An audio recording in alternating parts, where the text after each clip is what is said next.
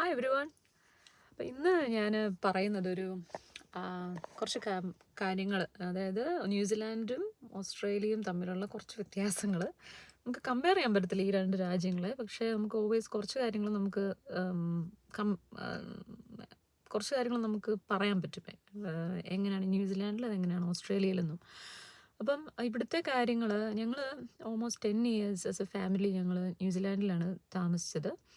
അപ്പോൾ അവിടെയാണ് ഞങ്ങൾക്ക് 2 കുട്ടികളുണ്ടായതും, അവിടെയാണ് നമ്മുടെ ഫാമിലി ഗ്രോ ചെയ്തതും. അപ്പോൾ അവിടെയാണ് ഞങ്ങൾ കൂടുതൽ സമയം സ്പെൻഡ് ചെയ്തത്. പക്ഷേ അത് കഴിഞ്ഞ് ഞങ്ങൾ മെയിൻ റീസൺ ജോബ്സ് ആയിരുന്നു. ജോബ് ഓപ്പർച്യൂണിറ്റി ഇവിടെ വന്നപ്പോൾ നമ്മളിങ്ങോട്ട് മൂവ് ചെയ്തതാണ് ഓസ്ട്രേലിയയിലോട്ട്. ഓൾസോ വെതറും. അപ്പോൾ ന്യൂസിലാൻഡിൽ കുറച്ചുകൂടെ ഞങ്ങളൊരു വിൻഡി ആയിട്ടുള്ള സ്ഥലത്താണ് താമസിച്ചത്. ന്യൂസിലാൻഡിൽ ന്യൂസിലാൻഡ് അങ്ങനെയല്ല, പക്ഷെ കുറച്ചുകൂടി വിൻഡി ആൻഡ് കോൾഡർ ആയിരുന്നു അവിടെ. അപ്പോൾ അതുകൊണ്ട് ഞങ്ങൾ അതും ഒരു റീസണാണ്. ഇപ്പോൾ ഓസ്ട്രേലിയയിൽ വന്നു കഴിഞ്ഞിട്ടുള്ള കാര്യങ്ങൾ എന്ന് പറഞ്ഞു കഴിഞ്ഞാൽ കുറച്ച് കാര്യങ്ങൾ ഞാൻ ചുരുക്കി പറയാം. ഓസ്ട്രേലിയയിൽ നമുക്ക് വെതർ നന്നായിട്ട് ഇഷ്ടപ്പെടും. നല്ലൊരു വാം വെതറാണ്.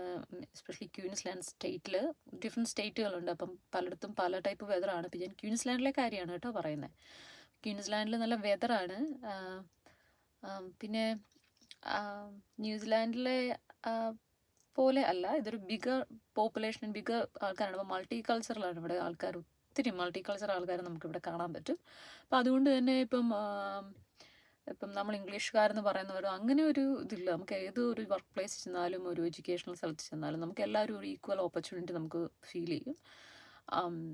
ഇവിടെ അത്ര അധികം മൾട്ടി കൾച്ചറൽ ആൾക്കാരുണ്ട്. ഇപ്പം നമുക്കൊരു ഇപ്പം എൻ്റെ ഒരു അനുഭവം വെച്ചിപ്പോൾ നമ്മുടെ നാട്ടിലെ കാര്യങ്ങളും ഒക്കെ കമ്മ്യൂണിറ്റി കുറച്ചുകൂടെ സ്ട്രോങ് ആണ് ഇവിടെ. അവരുടെ കാര്യങ്ങളും അവരുടെ അസോസിയേഷൻസ് റിലേറ്റഡ് കാര്യങ്ങളും അതൊക്കെ ഒത്തിരി ഉണ്ട് ഇവിടെ. പിന്നെ നമുക്ക് കുറച്ചുകൂടെ ന്യൂസിലാൻഡിലേക്കാളും കുറച്ചുകൂടെ ഓപ്ഷൻസ് ഇവിടെയുണ്ട്. ഇപ്പോൾ ഷോപ്പിംഗ് ആണെങ്കിലും എന്താണെങ്കിലും ഇവിടെ കുറച്ചുകൂടെ കാര്യങ്ങളൊക്കെ ഉണ്ട്. ബിഗ് കൺട്രി ആയതുകൊണ്ടും കൂടുതൽ ആൾക്കാരുള്ളത് കൊണ്ടും തന്നെയാണത്.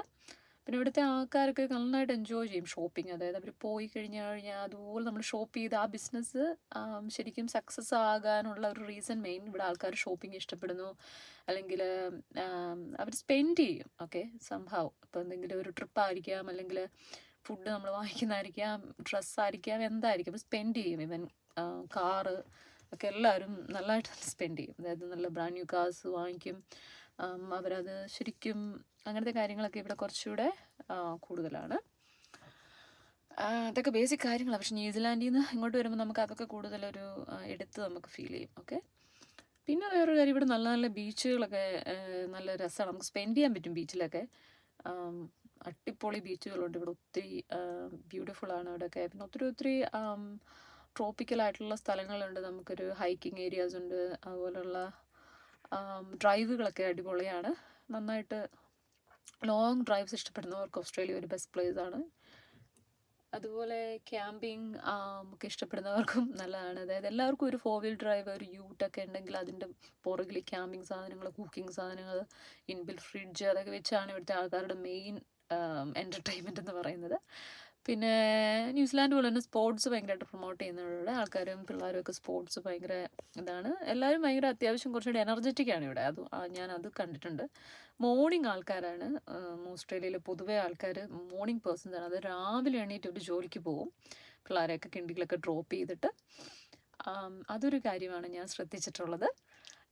പിന്നെ ഞാൻ പറയാൻ വന്നത് ഇവിടുത്തെ എഡ്യൂക്കേഷൻ സിസ്റ്റം, എഡ്യൂക്കേഷൻ കാര്യങ്ങൾ.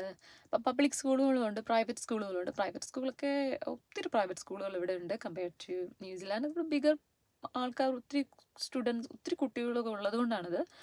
അപ്പോൾ നല്ല അടിപൊളി സ്കൂളുകളുണ്ട്. അപ്പോൾ പല കാറ്റഗറി ഫീസൊക്കെ ഭയങ്കര ഹൈ ആയിട്ടുള്ളത്, കുറച്ച് മീഡിയം, കുറച്ച് ലോ, അങ്ങനെയൊക്കെയുള്ള പ്രൈവറ്റ് സ്കൂൾസ് ഉണ്ട്. അതുപോലെ തന്നെ കാത്തലിക് ബേസ്ഡ് സ്കൂൾസ് ഉണ്ട്. അതുപോലെ തന്നെ ക്വീൻസ്ലാൻഡ് സ്റ്റേറ്റിൻ്റെ സ്കൂൾസും ഉണ്ട്. എല്ലാം സ്കൂളുകളും നല്ലതാണ്. എൻ്റെ ഒരു അനുഭവം വെച്ചിട്ട് ഇപ്പം സ്റ്റേറ്റ് സ്കൂളുകളാണെങ്കിൽ കുറച്ചുകൂടെ അവർക്ക് ഫണ്ടിങ്ങും കാര്യങ്ങളും അവരുടെ ഫെസിലിറ്റീസും റിസോഴ്സസും ഒക്കെ അടിപൊളിയാണ് സ്റ്റേറ്റ് സ്കൂളുകളിൽ. പക്ഷെ ഡിപ്പെൻസ് ഓൺ ദ റീജിയൻ, അല്ലെങ്കിൽ അതൊക്കെ നമ്മൾ ശ്രദ്ധിക്കണം. സ്കൂള് സെലക്ട് ചെയ്യുമ്പം നമ്മളൊരു റിവ്യൂ അങ്ങനെ കാര്യങ്ങളൊക്കെ നോക്കി വേണം സ്കൂൾ സെലക്ട് ചെയ്യാൻ. ഇപ്പം പ്രൈവറ്റ് സ്കൂളിൽ അല്ലെങ്കിൽ കാത്തലിക് സ്കൂളിൽ വിടുമെന്നുള്ളവർക്ക് അങ്ങനെയുള്ള ഓപ്ഷൻസും ഇവിടെ ഒത്തിരി അവൈലബിൾ ആണ്. അതുപോലെ തന്നെ ഒത്തിരി അതൊക്കെയാണ് ഇവിടുത്തെ മെയിൻ കാര്യങ്ങൾ. പിന്നെ കൃഷി ഇഷ്ടമുള്ളവർക്ക് അടിപൊളിയാണ്. ഇഷ്ടംപോലെ വെജിറ്റബിൾസ് ഗ്രോ ചെയ്യാൻ പറ്റും. ന്യൂസിലാൻഡിലും നല്ല സ്ഥലമാണ് നമുക്ക് വളർത്താൻ. പക്ഷേ ഇവിടെ കുറച്ചുകൂടെ സണ്ണി വെതർ ആയതുകൊണ്ട് എല്ലാം നന്നായിട്ട് ഗ്രോ ആവും. ആം, പിന്നെ many more options than New Zealand. പിന്നെ വീടൊക്കെ ആണെങ്കിൽ ഭയങ്കരമായിട്ട് വീടിന് ഇവിടെ പ്രൈസ് കൂടുതലായിപ്പോയി. ഇപ്പം കറൻ്റ്ലി ഒന്ന് സ്റ്റേബിളായിട്ട് നിൽക്കുകയാണെന്നാണ് എനിക്ക് തോന്നുന്നത്. പക്ഷേ വീടൊക്കെ നമുക്കിപ്പം എന്താ സംഭവിക്കുന്നത് വെച്ച് കഴിഞ്ഞാൽ ചെറിയ പ്ലോട്ടുകളൊക്കെ ബിസിനസ്സുകാർ വാങ്ങിച്ചത് ചെറിയ കുഞ്ഞു പ്ലോട്ടുകളാക്കിയിട്ട് തിരിച്ചിട്ട് 300 മീറ്റർ സ്ക്വയർ അങ്ങനെയൊക്കെ വെച്ചിട്ട് അതാണ് വൻ വിലയ്ക്ക് ഇവിടെ വിറ്റുകൊണ്ടിരിക്കുന്നത്. അതാണ് ഇവിടുത്തെ ഒരു മെയിൻ വീട് വാങ്ങിക്കലിൻ്റെ കാര്യം. അല്ലെങ്കിൽ അതുപോലെ നമുക്കൊരു ലക്കി ആയിട്ട് നമുക്കൊരു ഒരു ഓപ്ഷൻ കിട്ടണം.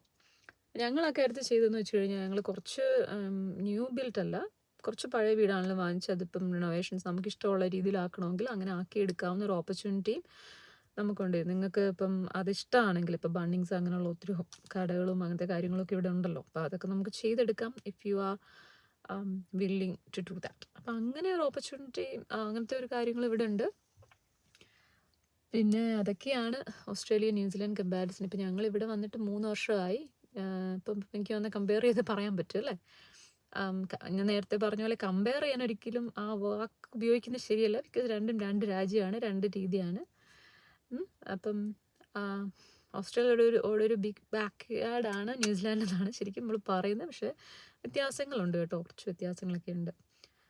പിന്നെ ന്യൂസിലാൻഡിൽ എനിക്ക് കുറച്ചുകൂടി ഗ്രീൻ അല്ലെങ്കിൽ ഒരു പച്ചപ്പ് ഒക്കെ കുറച്ചുകൂടി കൂടുതലായിട്ട് ഫീൽ ചെയ്യും.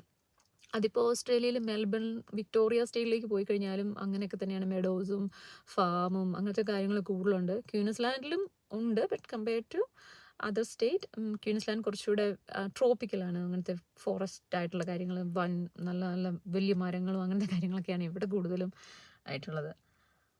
പിന്നെ ഇവിടുത്തെ ഇപ്പോൾ ഇവിടുത്തെ ഫ്ലോറ ആൻഡ് ഫോണ എന്ന് വെച്ചാൽ ഇവിടുത്തെ കാര്യങ്ങൾ ഇപ്പോൾ സ്നേക്സും അങ്ങനത്തെയൊക്കെ ഉണ്ട് കേട്ടോ, ക്വീൻസ്ലാൻഡിലുണ്ട്. പക്ഷേ അങ്ങനെ അഗ്രസീവായിട്ട് നമ്മൾ എവിടെ നോക്കിയാലും കാണുക അങ്ങനെയൊന്നുള്ള കാര്യങ്ങൾ ഞാൻ കണ്ടിട്ടില്ല. 3 വർഷമായിട്ട് ഞാൻ ആകെ ഒരു 2 സ്നേക്സിനെ ഞാൻ ആകെ കണ്ടിട്ടുള്ളൂ 3 ഇയേഴ്സിൽ. ഒരെണ്ണം ഒരു ട്രീ സ്നേക്ക് ആയിരുന്നു. അതൊരു കുഞ്ഞു സ്നേക്ക്, അതൊരു ഓന്തിൻ്റെ കുറച്ച് നീളത്തിലുള്ള ഒരു പച്ച സ്നേക്ക്, പച്ചിലപ്പാമ്പല്ല, അത് ട്രീ സ്നേക്കാണ്. ഞാൻ നേറ്റീവ് ആൾക്കാരോട് സംസാരിച്ചപ്പോൾ ട്രീ സ്നേക്കാണെന്നാണ് പറഞ്ഞത്. പിന്നെ ഒരു കുഞ്ഞൊരു ഒരു ഒരു ബ്രൗൺ സ്നേക്കിനെ ബ്രൗൺ കളറുള്ളതാണ്, അത് ഭയങ്കര പോയ്സണസ് ആണ്. ഞാൻ അതിന് ഒരു പ്രാവശ്യം എവിടെയോ പോയപ്പോൾ ഞാൻ കണ്ടു. അങ്ങനെ 2 സ്നേക്സിനെ ഞാൻ കണ്ടിട്ടുള്ളൂ. ഞാനിവിടെ പറഞ്ഞു ഞാൻ ഇനിയും കാണില്ല അങ്ങനെയല്ല. മീൻസ് സ്നേക്സൊക്കെ അത്രയ്ക്ക് നമ്മൾ എവിടെ നോക്കിയാലും സ്നേക്സിനൊന്നും കാണില്ല. പക്ഷെ ഉണ്ട്. ഇപ്പം നാട്ടിൽ ഇന്ത്യയിലൊക്കെ ജനിച്ച് കേരളത്തിൽ വളർന്നവർക്കൊക്കെ അവിടെയൊക്കെ ഇഷ്ടംപോലെ ഉണ്ടല്ലോ. അപ്പോൾ അത് വെച്ച് നോക്കുമ്പം അത്ര സ്കെയർഡ് ആണ്ടായാലും പിന്നെ ഓസ്ട്രേലിയയിൽ ഒത്തിരി പോയ്സണസ് ആയിട്ടുള്ള സ്നേക്സ് ഉണ്ട്. പക്ഷേ ഇതിനെയൊക്കെ ഇവർ ടേക്ക് കെയർ ചെയ്യും. ഇവിടുത്തെ ആൾക്കാർ ഒത്തിരി അതിനെ ടേക്ക് കെയർ ചെയ്യും. അതിനെ അങ്ങനെ